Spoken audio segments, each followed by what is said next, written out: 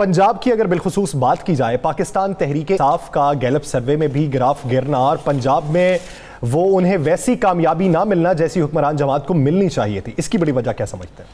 बिस्मिल्लाहिर्रहमानिर्रहीम, अस्सलातु वस्सलामु अलैका या सय्यदी या रसूलल्लाह, अस्सलातु वस्सलामु अलैका या सय्यदी या हबीबल्लाह। या सर, अगर मैंने पहले भी याद करें, हम प्रोग्राम में कहा था कि इस इलेक्शन के बाद बहुत सी चीज़ें जो है ना वाज़ेह होना शुरू हो जाएंगी। बहुत सी सियासी जमातें जो हैं उनके लिए परेशानी होगी और बहुत सी सियासी जमातें जो हैं उनके लिए ये चीज़ें अच्छी भी होंगी। लेकिन अगर आप इसका ओवरऑल जायज़ा लें तो किसी भी सियासी जमात के लिए, सिर्फ एक सियासी जमात के अलावा बाकी किसी भी, उसके लिए मैं ये नहीं कह सकता कि बहुत अच्छा है, उसके लिए भी परेशानी है, मास वाइज चंद इलाकों के मुस्लिम लीग नून के लिए भी। आपने बात की है सबसे पहले कि पंजाब में क्या हो। आप देखें कि इस वक्त जो पंजाब को 3 हिस्सों में तकसीम कर दें आप, या 4 हिस्सों में कर दें, जनूबी पंजाब को ज़रा साइड पे कर दें, सेंट्रल पंजाब एक साइड पे कर दें। आप आज सबसे ज़्यादा जो नशिस्तें थी वो थी इसमें, अगर हम इसको देखते हैं तो पंजाब का वो हिस्सा जिसमें पोटोहार भी है, पंजाब का वो हिस्सा जिसे आप जेलम कह सकते हैं, गुजरात कह सकते हैं, पोटोहार एरिया है, पिंडी है, टेक्सला है, अटक है। इसके सदर थे जनाब, उन्होंने उस दिन गिला किया बड़ा मुझसे कि जनाब आप जो प्रोग्राम करते हैं, मैं इसलिए उनका जिक्र कर रहा हूँ, उन्होंने गिला किया जो आप प्रोग्राम करते हैं राना साहब, उसमें शायद आप कोई सही अदादो शुमार नहीं बताते। सदाकत अब्बासी साहब का गिला था। तो आप अंदाज़ा लगाएं कि उनके जो जिस पंजाब के हिस्से के वो सदर हैं वहाँ पर तो क्लीन स्वीप हो गया, कोई एक भी नशिस्त नहीं। मरी की 2 नशिस्तें थी, दोनों इनके अपने हल्के की थी। एक नशिस्त पे ये हार गए, जिस नशिस्त पे ये जीते हैं उसमें भी एक अयाज अब्बासी को हल्का ये दिया गया था कि आपने इसकी कंपेन करनी है, और साथ सरदार तो वो जो थे सलीम, उनकी हमायत थी, उसमें ये जीत गए।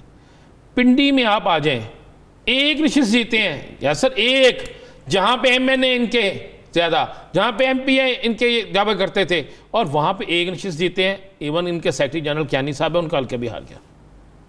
आगे आप चले जाएं, गुलाम सरवर साहब, उनके हल्के में क्या हो गया, वहाँ पर टेक्सला में क्या हुआ इनके साथ, अटक में क्या हुआ इनके साथ। आप आगे आ जाएं, लाहौर में क्या हो गया इनके साथ।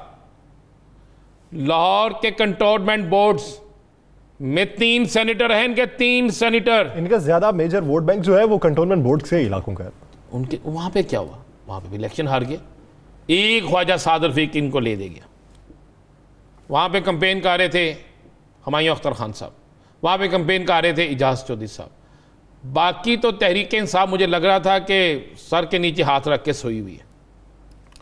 अब इस इलेक्शन में ठीक है, ओवरऑल पूरे पाकिस्तान में देखें तो PTI नंबर 1 है, लेकिन नंबर 1 कितनी है, ज़रा आज़ाद उम्मीदवार से कितने नंबर वोट ज़्यादा उनके, 47 है और 63 है। यानी लोगों ने अदम एतमाद किया। मैं दूसरे लफ्ज़ों में कहूँ, मुस्लिम लीग नून से कितने फवाद चौधरी साहब मंतिक क्या बयान कर रहे हैं, कहते हैं कि जी वो लोग हैं जिन्हें पार्टी टिकट नहीं मिल सका था, वो आज़ाद उम्मीदवार के तौर पर खड़े हुए और वो जीत गए। ओके, इसका मतलब है पार्टी के जिन लोगों को टिकट दिया गया वो गलत फैसला था ना, और जिनको टिकट नहीं दिया गया अगर वो आज़ाद जीत गए हैं तो लोग उनको लाइक कर रहे हैं ना। फिर ये उन्हीं की मंतक पे चले जाते हैं। सदाकत अब्बासी साहब ने भी कल हमारे प्रोग्राम में 92 के प्रोग्राम में यही कहा था। लेकिन ये नहीं होता सियासी जमातों में। सियासी जमातों में जिसको टिकट मिलती है वो इनका बेहतरीन कैंडिडेट होता है, और जिसको टिकट नहीं मिलती वो इनका बेहतरीन कैंडिडेट नहीं होता, ये कहते हैं। अब मैं आपको अंदर एक पहले ये तजिया कर दूँ, फिर मैं आपको तहरीक इंसाफ के अंदर की एक बड़ी खबर भी दे देता हूँ। मुस्लिम लीग नून, शहबाज शरीफ साहब का ट्वीट चल रहा है, मरियम का चल रहा है, हमजा साहब का चल रहा है, ज़रा वो भी ज़रा नज़र दुराए ना कि उनके साथ गुजरावाला में क्या हुआ है।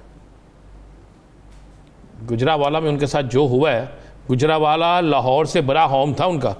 बहुत सी जगहों पे बहुत सी पार्टीज को होम ग्राउंड पे ही ज़्यादा शिकस्त हुई। अब मुस्लिम लीग नून को भी सोचना चाहिए। ठीक है, वो कई जगहों से बहुत अच्छा जीती, लेकिन जहाँ पे उनका कंट्रोल था, होल्ड था, वहाँ से उनके हारने की वजूहत क्या है। माजी में कंटोनमेंट बोर्ड जितने थे वहाँ पे नून लीग कितनी जीती थी, अब क्यों हारी है। खारियों में दोनों सीटें खारिया से क्यों हार गए।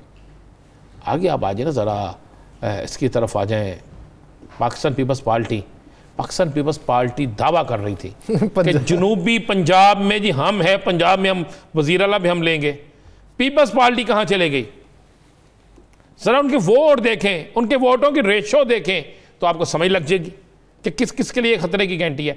सिंध के अंदर देख लें आप, जितनी सीटें वो जीते हैं, जितना वो दावा करते थे, मान ले पीटीआई झूठी बाकी सब झूठे, जितना वो दावा करते थे उनका क्या रिजल्ट निकला।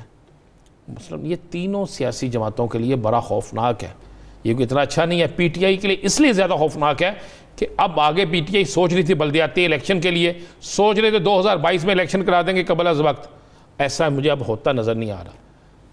इस्लामाबाद में एक खसूसी कमेटी जो बनी हुई है इस हवाले से, उसने बड़े खौफनाक सी रिपोर्ट्स बना के भेजी हैं।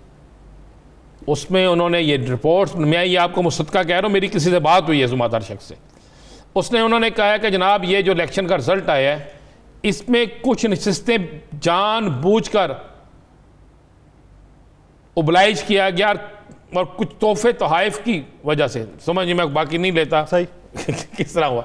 उसने कहा बहुत सी सीटें मनपसंद लोगों को दी गई, बहुत सी सीटें रिश्तेदारी की बुनियाद पे दी गई, बहुत सी नशिस्तें ऐसे लोगों को दी गई कि जिन लोगों का दूर दूर तक पीटीआई में जीतने का इम्कान ही नहीं था, उनका जिसकी वजह से बेइंतहा नुकसान हुआ। और उसमें जो नाम गए हैं ना, नाम बड़े बड़े खौफनाक नाम गए हैं, पार्टी के उन ज़िम्मेदार तरीन लोगों के नाम भी गए हैं कि जो अहम तरीन ओहदों पर बैठे हैं।